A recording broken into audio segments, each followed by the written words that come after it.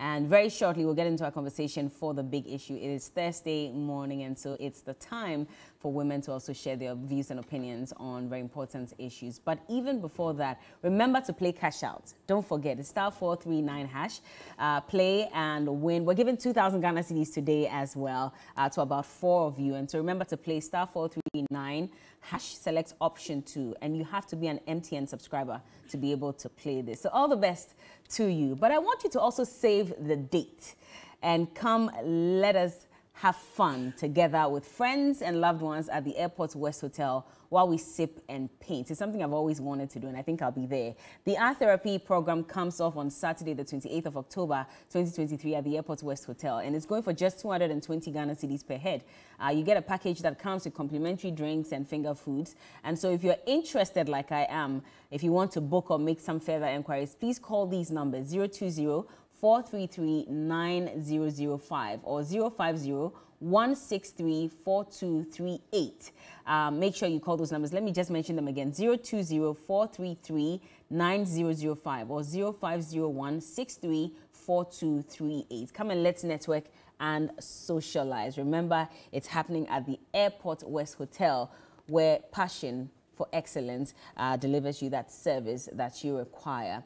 But also, we're playing Dewa. And we want you to win as much as possible. And so win big cash every day with the Dewa 539 Direct. It's the best lotto game in Ghana. Double your chances of winning every day by playing Dewa Chop Money to win at 10 a.m. every morning and every evening at 7. So you can also play Sunday Special exclusively on Sundays and win big at 6 p.m. All you have to do is to dial *446# and select option 2 to play Dewa Chop Money, or option 1 to play for the evening draw. It's very easy to win, so you just have to pick the numbers between 1 and 39, and you can win 20 times with Direct 1, 40 times with Direct 2, 400 times with Direct 3, and 5,000 times with Direct 4, and 50,000 times with Direct 5. Just dial *446# now, and if you want to ask any more details, please call these numbers: 055-625-9249 or 053-247-9879. Dewa Afa. Anyway, let's go into our conversation. Let me introduce you to our guest this morning. We're expecting 2 guests on the show. We only have 1 at the moment. Beatrice Annan Esquire. She's a member of the NDC's legal team, and she joins us. Good morning. Good morning. How are you doing? Bella. Oh, Bella, I'm good. Where's your sister today? Oh, I'm sure she's on her way. She's on her way. But have you had a good week? Oh, well, this week I haven't really been to town. This is my first time. Now I live at a place where my roads are just terrible. I've been to the workshop twice already in the week. Wow. In a week? Yes. The roads are so terrible that... Which area is this? Do you want to divulge, or for security reasons you'd rather not mention? It's not for security reasons, but I think that the story is the story of many people. Some of the roads in Ghana are just not roadworthy. They are not roadworthy. I don't even know why sometimes they make us pay for roadworthy, but we can't complain. We are back here. Yes, hopefully, others should not be keeping money in their rooms. They should use it to fix the road, hopefully. They should use the money to fix the roads? Yes. Even if it's their personal money? I'm sure $1 million could have fixed my road and fixed it well, but for the house help of Cecilia Dapaah, I don't have that road. So we are begging the other ministers to also release their money. To release or we should beg their house helps rather to release the monies. How are they going to release monies they don't own? Oh, but the house help, those who took the $1 million, did they own? But that's stealing. Unless you're condoning stealing. The ministers, where did they get the money from? Well, that's also another questionable act. But I'm just saying that are we condoning stealing from housekeepers? Thief man. So anyway, we're expecting Hajia Rabi Salifu. She's the Deputy Communications Director for the NPP. She's not here yet. And so if you're in touch with her, let her know we are actively waiting for her. But the conversation is starting. You want it to be a one-on-one? No, I don't actually want it to be a one-on-one. But recent times, listening to government communicators, they can be very painful. Some of their fine materials have been turned into something else. I mean, there is nothing to defend about this government. Nothing at all. I'm sure she's late because her roads are bad. I'm sure she's late because probably something happened, you know, and we can't continue doing this. You have a president who has checked out. Nothing is working. We were having a conversation this morning. It's a bit depressing to be a Ghanaian in these times. I mean, devoid of politics is a bit depressing, and I think that we can do better. I hope she gets here. I hope it's not a matter of roads or bad roads. So maybe when she gets here, she'll tell us. Maybe so. But this morning, we're taking a look at two very important topics. So the first one would be on the issue concerning former Minister for Sanitation, Honorable Cecilia Dapaah, and the fact that now her situation has taken a different turn because the FBI has joined the OSP to delve into her case and in fact investigate her U.S. assets. And that's a very interesting direction that this is taking, especially on the back of the fact that we're expecting a court hearing today and an application by the Office of the Special Prosecutor seeking to freeze the accounts of Cecilia Dapaah again will be heard by an Accra High Court today, October 12. So the application by the OSP was expected to be heard on October 18, but the court decided to hear it earlier, in fact, October 12, which is today, following an application for abridgment of time filed by the lawyers of Mrs. Dapaah. In fact, they had tried to move it to Friday, so ideally we should have heard it tomorrow. We should be hearing it tomorrow, but the court decided to move it to today. And so there are two matters that will be heard today. One of them would be whether the OSP should still go ahead and freeze the assets of Madam Cecilia Dapaah, including the monies that they picked up or collected in her home. About $590,000 we're told, and some $2.8 million as well. So aside that, we'll also be hearing another case concerning Madam Cecilia Dapaah. We're told that it will be heard in the same court by the same judge on why she has failed to declare her assets, even though she was ordered by the special prosecutor to go ahead and do so.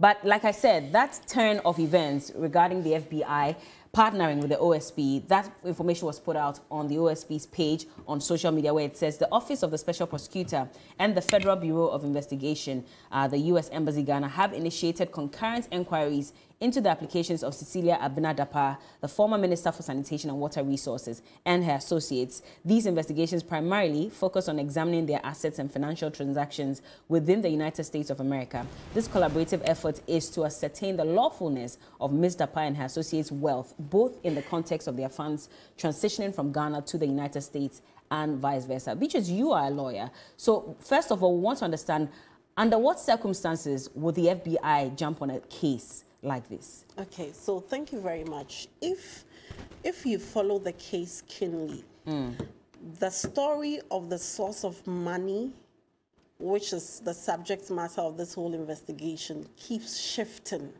by Cecilia Dapaah. On one breath, she says that it's a funeral donation.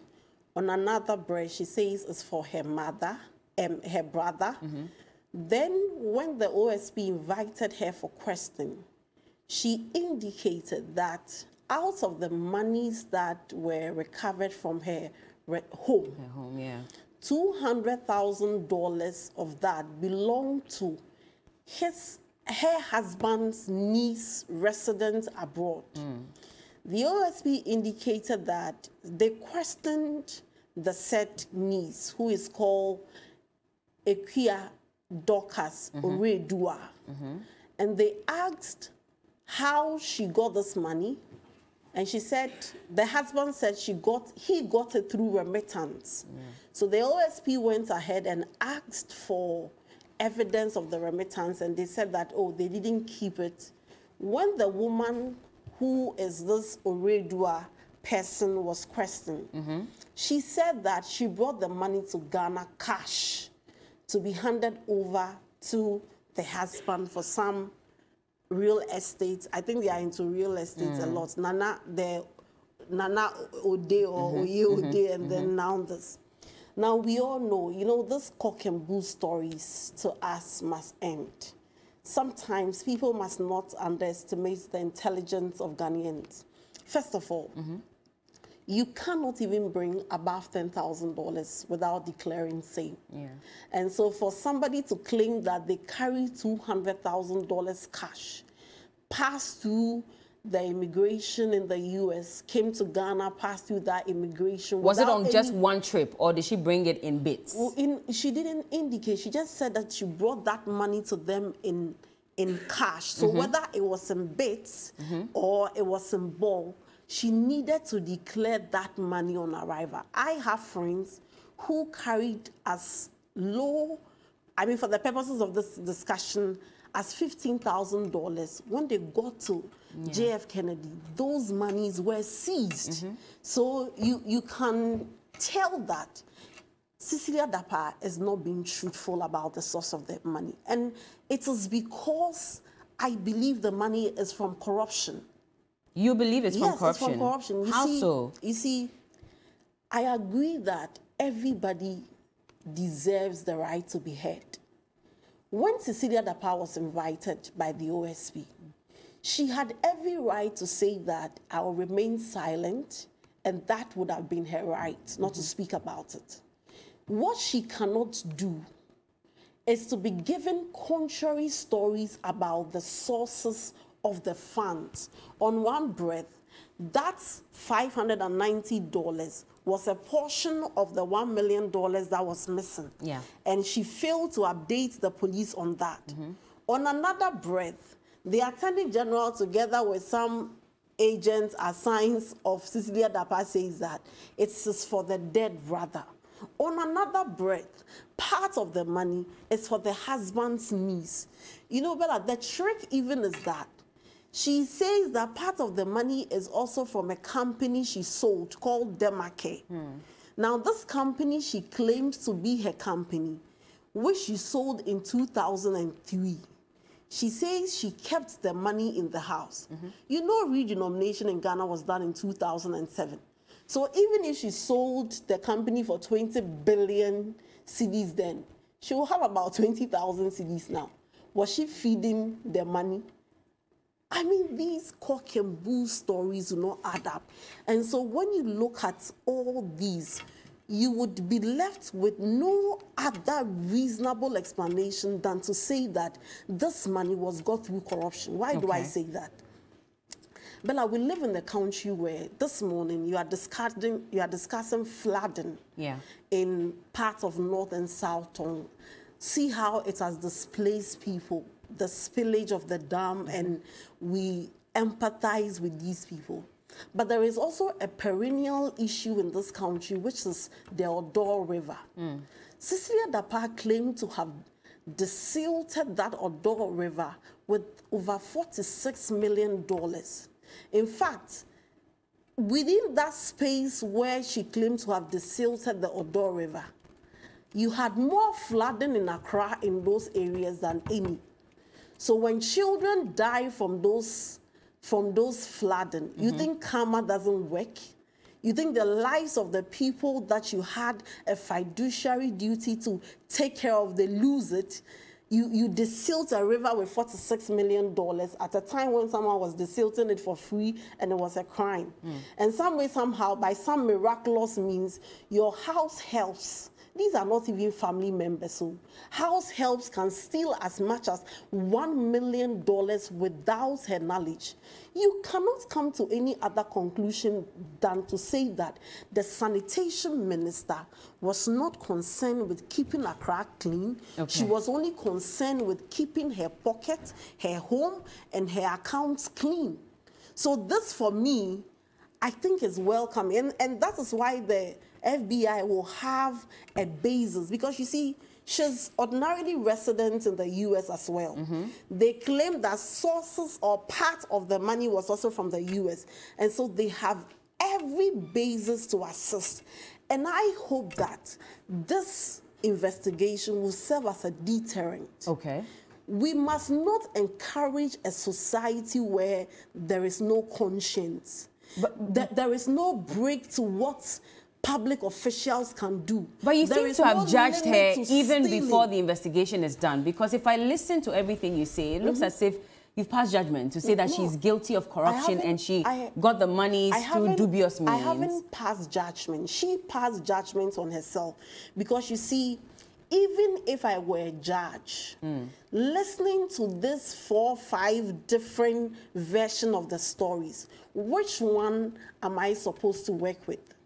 Am I supposed to accept the fact that she sold the property in 2003 when the said company was registered in 2018? So at the time she claimed to have sold the company, that company did not even exist in the records of the Office of Registrar General. Am I supposed to believe the version that her dead brother, who we are told lived like a pauper, so he passed on, all of a sudden owned $800,000 like she's telling us?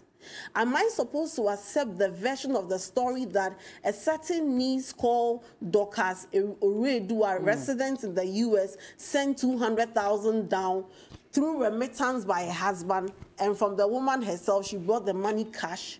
Or I'm supposed to accept that those were her certain allowances? Which of these versions? Maybe you can assist me.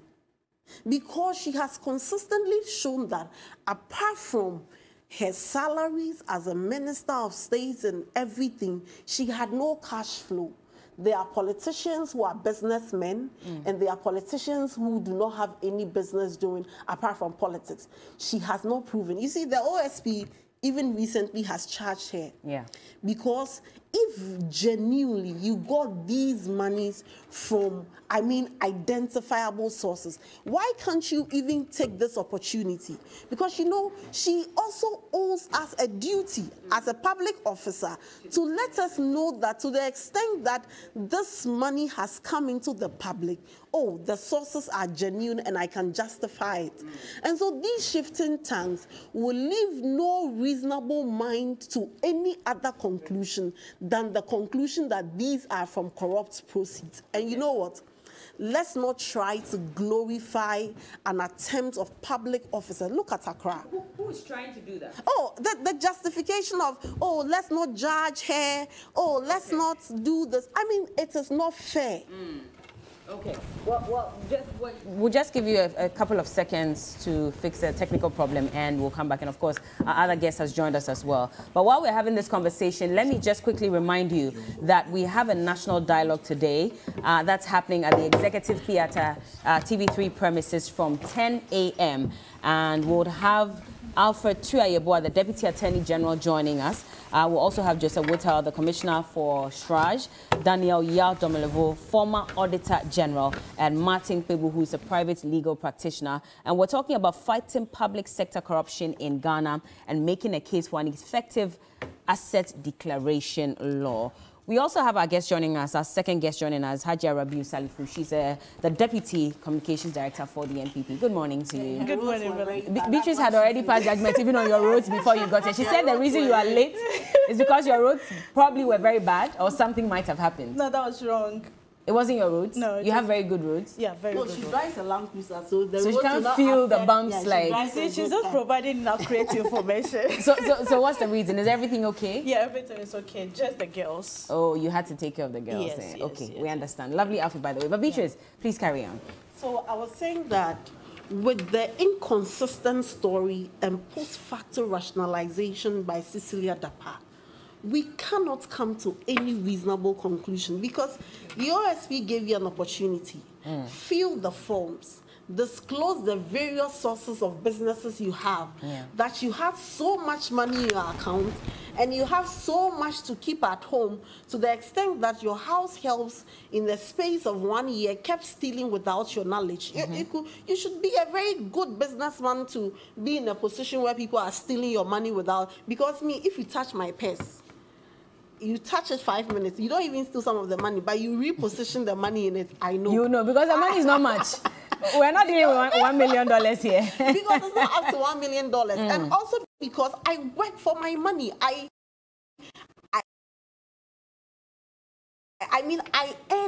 have some sort of entitlement to my money. It is a shame. And you know, this pattern is consistent with the behaviors of those in government. Today, almost every government communicator has lost their eloquence when it comes to communicating for their party. How? Because they practically have nothing to show to the people of Ghana. You can imagine that we live in the country that under your government, 850,000 more people have been pushed into poverty. Before you came, the poverty rate was about 25%. Now we are being told that 850,000 more people have been pushed into poverty. And the Minister of Sanitation has $1 million to spare for house helps to steal. And she has 5 different stories to back an explanation as to how she has the money. And we are saying that we should do what? We should be magnanimous because our monies are being dissipated. But how do you think that the collaboration between the OSP and the FBI could even have an effect on this matter? Because again, we're waiting for the court hearing today to determine if the OSP can go ahead to continue to freeze their assets or not. Now that the FBI has come in, could this have some implication? It should have some implication because you see, she would be accountable to the FBI. One, if you are ordinarily resident in the US and you have so much money or you are engaged in some businesses, you should be paying some taxes because as long as we know in Ghana, she doesn't have any business. She says that the business she has, she sold it in 2003. And so we want to assume that she has businesses in the US or she has other means. Perhaps that's why she likes the dollars and not keeping the money in cedis. She also says that somebody in the US who is a niece of the husband has $200,000. So that person must also answer whether or not her tax returns in the US will show that she's actually in the position to earn that amount. And it will put a lot of the controversies to rest because you see, with the FBI, I'm sure when she's invited, she will take a lie detector test. You know, the first thing you do, you take a lie detector. We don't do that here. We don't. We have those things, but it is only when you insult the president or something that this government. You have to go and take a lie detector test. Yes. I mean, so are you saying that I represented was somebody who had done something against this government, and he had to go and take a lie detector test. So all this time that questions have been asked, Madam Cecilia Dapaah, you're saying that there's probably been no lie detector test. They haven't done anything to her. You see, when the president says that, my dear Cecilia, I'm very confident that you will be exonerated at the end of this. Many of these, the police, the IGP, the special prosecutor, and all these people were appointed by the president. Do you want to tell the president that he rushed? Or that, Mr. President, consistent with your clearing agent tag, this time I'm not going to do something contrary. It is a mark of the failed state we are attempting to create under this government. It is a mark of our institution being compromised by a president who believes that he can have access to any state's any state's institution and interfere with their independence. It is a mark that shows that if the young people of this country do not stand up and ask and demand for the right accountability, ministers of state in this government will keep stealing. And they will now come and tell us that, you know what, you give us a break. At the right time, we'll come and explain to you. Okay. It is something that we should not condone. I don't have so much faith in the Office of the Special Prosecutor. You don't have faith? No. How? The same person who keeps going back I don't have to investigate this matter? I personally don't have any faith. How can you say that? Yes, because why would you say that? I know what I'm saying, and I would wait. And so what I will say is that I pray the Special Prosecutor, proves me wrong. But you can't make a blanket statement on TV and say that I would wait. There must be reasons why. No, I don't have Are these reasons to this so that for people who are watching, because they might want to follow you, should they have a reason to not believe that the OSP... That on this note, the OSP should prove me wrong. Okay. And I hope they do, because there are too many shenanigans happening around this case. Because by this time, in a serious jurisdiction, we should find our way clear. You can't do this in the US. And I hope the FBI in 1 week or even the space of 3 months will show us how investigations are done. You seem to trust the FBI better than your own OSP, which is quite interesting. But the OSP also trust the FBI. Well, they're partnering with them, and I'm wondering what could be the reason why, beyond just, investigating her assets in the US. But Hajia, do you think that the former minister shot herself in the foot? Because again, the OSP gave her about 30 days to declare her assets, even after all those monies were taken from her home. She's refused to do that. If you genuinely acquire these funds, what stops you from declaring your assets? Because that also proves that then you're not guilty, does it not? Thank you very much, Bella. And good morning to our viewers. And what do you expect from Beatrice? If she says she doesn't have faith, then you're quite surprised. I'm not surprised, because for somebody who always have rehearsed position of say, whether you turn me left or right, this is where I stand. You can't do anything about such entrenched position. But that is just Beatrice for you. Good morning to our viewers and good morning to Beatrice. That means you have faith in the OSP. Oh, why not? But we cannot say that your position is rehearsed, but Beatrice's position is not rehearsed. Because you are, you are a member of the ruling party, and so for you, we should trust in the office of the special prosecutor. You know, we follow each other a lot. Probably not very physical all the time. By certainly, I don't follow. Look, I'm not even saying following doesn't really mean following me around or going on my social media pages. Okay. But being part of the discourse and being part of every conversation as a stakeholder in this whole happening, I do follow almost everyone to listen to what you have to offer. Okay. That's just what I mean by we do follow each other a lot. No, but so I if you choose not to listen to any other person by yourself, it's your style. But I know it's only prudent to listen to what others do have to say. And I'll tell her I do listen to her and I know her usual tangent. That's why you say it's rehearsed. Well, let's come back to Cecilia. What is there to hide? Why is she not Yeah. declaring her assets? For me, to avoid any form of contempt or prejudicing anything that is happening now, I wouldn't delve so deep in the whole Cecilia Dapaah's conversation. That's what we're discussing. I will comment on it, but I'm just telling you there are some aspects that I'm not comfortable really dealing with so deep. Now, like what, if I may ask? Yes, if I continue, you probably would pick up on that. You see, when you look at, and Beatrice is a lawyer here, the issue of human rights, right to be heard, right to health, right to life and all that, as they lawyers will tell us, everybody has some level of right. But what I always say, and remember I said it here on this same platform, that look, it is wrong. And for me, I wouldn't in any day justify any wrongdoing. And I know a lot more people in my party, and I know the position of my party and government on this whole issue.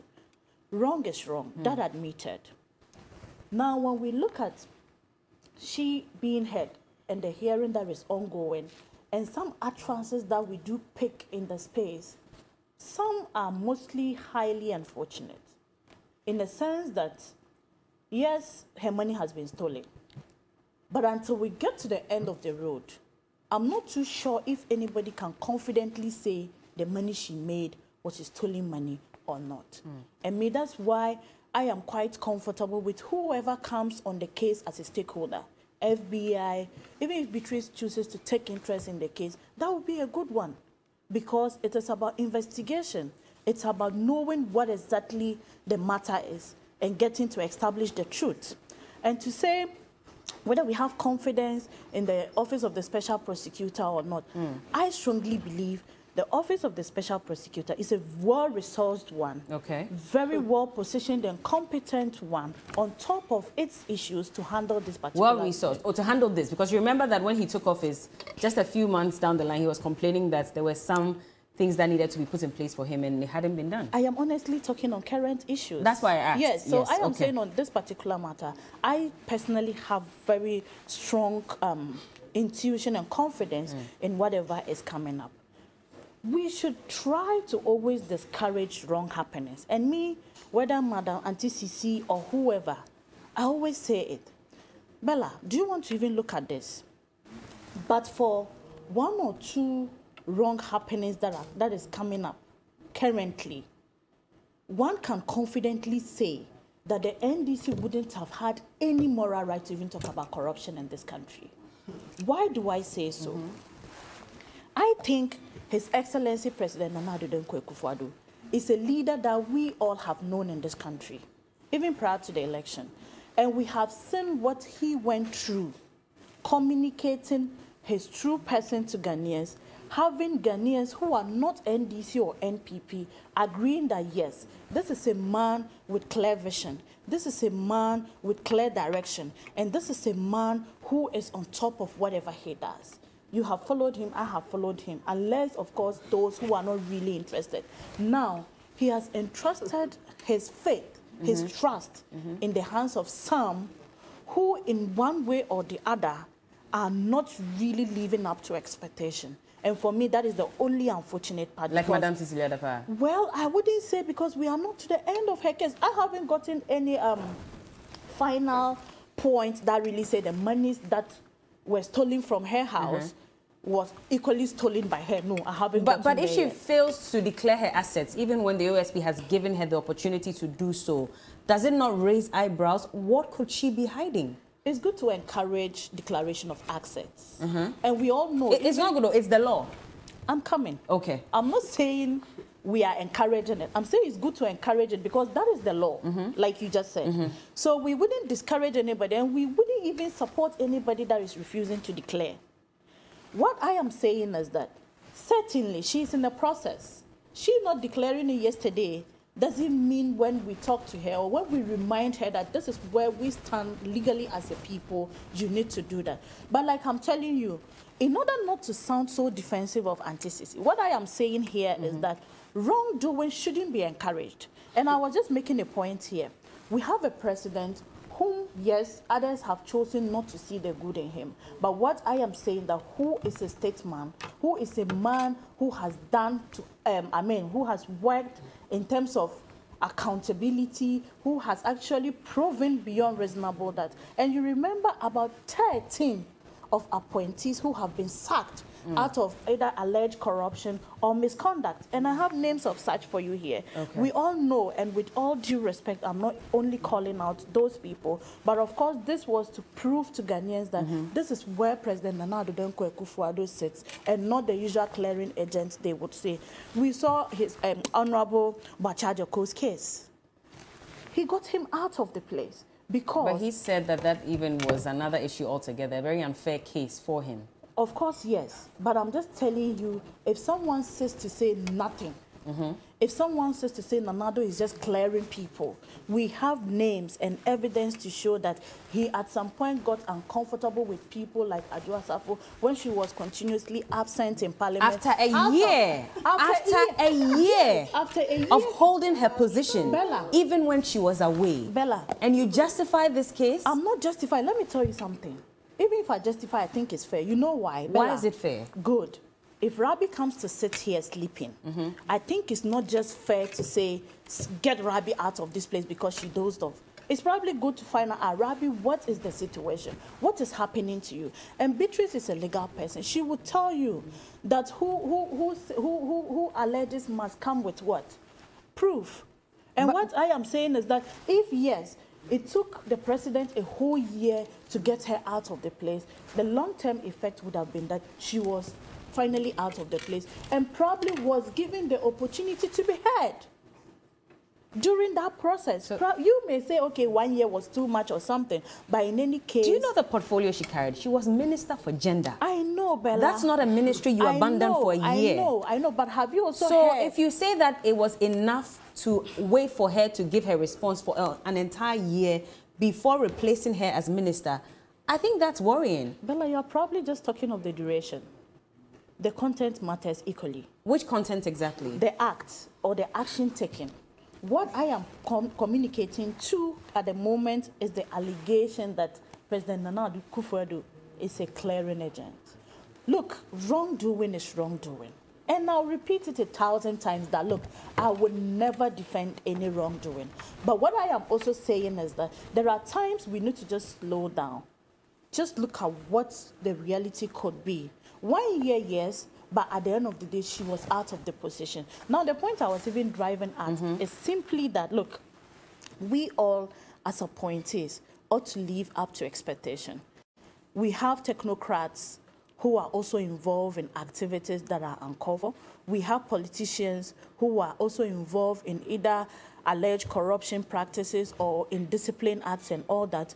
And even individuals who do not even get themselves involved in the formal sector also doing things to harm the state. What I am appealing here is that if you are given a position as a leader, you should just be fair and realistic enough to know that, look, this is a political party that was given the opportunity to serve the people, that saw the practices done by the previous government. Hence, you shouldn't also copy their tangent or flow.